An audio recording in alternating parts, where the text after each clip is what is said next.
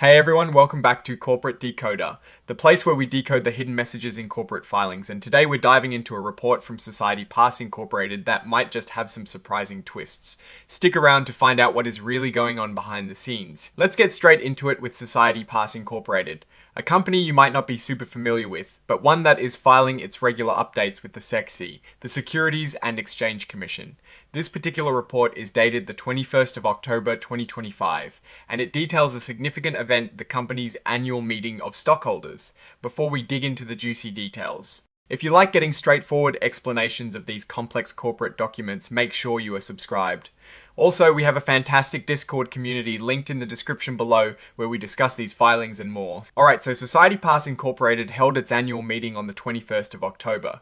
What is important here is that a big chunk of the company's voting power was present, about 84% of the eligible votes.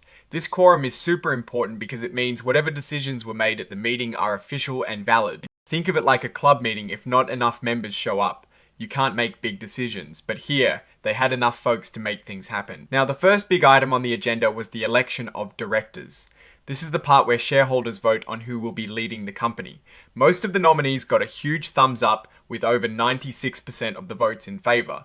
That is a pretty clear message that the shareholders are happy with most of the proposed leadership. We saw high numbers for Travis Washko, Vincent Puccio, Mark Carrington, and Michael Freed. However, there is a bit of a cliffhanger here.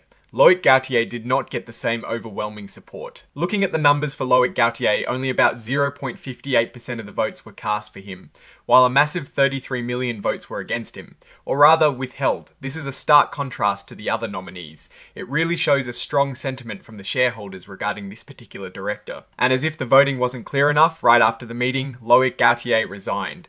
The report states this resignation wasn't due to any disagreements with the board or the company, but given the voting results, it is a pretty safe bet the shareholders made their feelings known loud and clear long before the official resignation. Next up, shareholders voted on ratifying the company's auditor. This is basically saying, are we happy with the folks who are checking our financial homework? And the answer was a resounding yes, almost 63% of the votes were in favor of keeping the auditors. This shows a strong vote of confidence in the company's financial oversight and transparency from its owners. Now, you might be wondering where Society Pass Incorporated is listed. Well, their common stock trades on the Nasdaq Stock Market LLC under the ticker symbol SOPA. This means it is a publicly traded company, and these filings are how they keep the public informed about what is happening. It is good to know where they stand in the stock market world. An interesting point in the filing is that Society Pass Incorporated is identifying itself as an emerging growth company. This means they are a relatively new public company and can take advantage of certain benefits or exemptions under securities laws.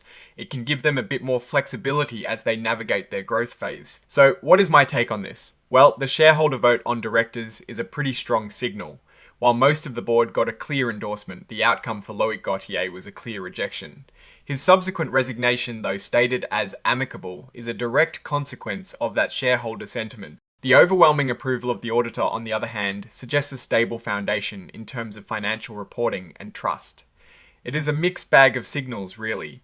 On one hand, you have broad shareholder confidence in the company's direction and its financial health as represented by the auditor. On the other hand, the clear message sent to a specific director during the election indicates shareholders are watching leadership closely and are ready to voice their concerns when needed.